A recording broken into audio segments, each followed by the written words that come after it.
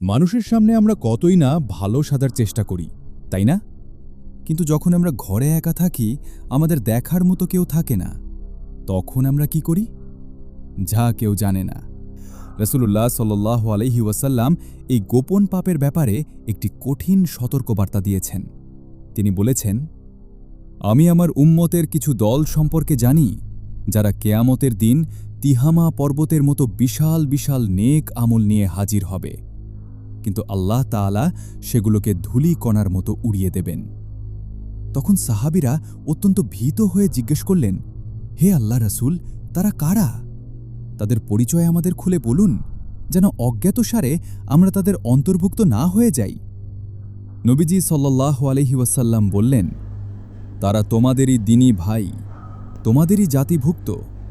তারা রাতের বেলা তোমাদের মতোই ইবাদত করে, কিন্তু সমস্যা হল, যখন তারা নির্জনে আল্লাহর হারাম করা বিষয়ের মুখোমুখি হয়, তখন তা অবলীলায় লিপ্ত হয়ে পড়ে। তারা কি জানে না, বন্ধ করা ঘরের ভেতরেও আল্লাহর চোখ খোলা থাকে, আল্লাহ সব দেখেন। একটু চিন্তা করে দেখুন, তাহাজ্জুদ পড়া আমল, পাহাড়সম এবাদত সব ধ্বংস হয়ে যাবে শুধু একাকিত্বের এই গোপন পাপের কারণে। যে কোনো মুহূর্তে মালাকুল মাউত চলে আসতে পারেন। আপনি কি চান গোপন পাপ করা অবস্থায় আপনার জান কব্জ হোক?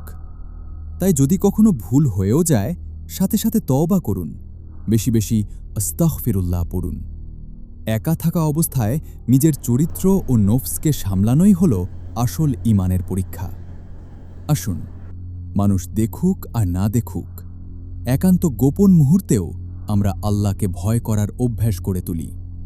আল্লাহ আমাদের প্রকাশ্য ও অপ্রকাশ্য সকল গুনাহ থেকে বেঁচে থাকার তৌফিক দিন। আমিন।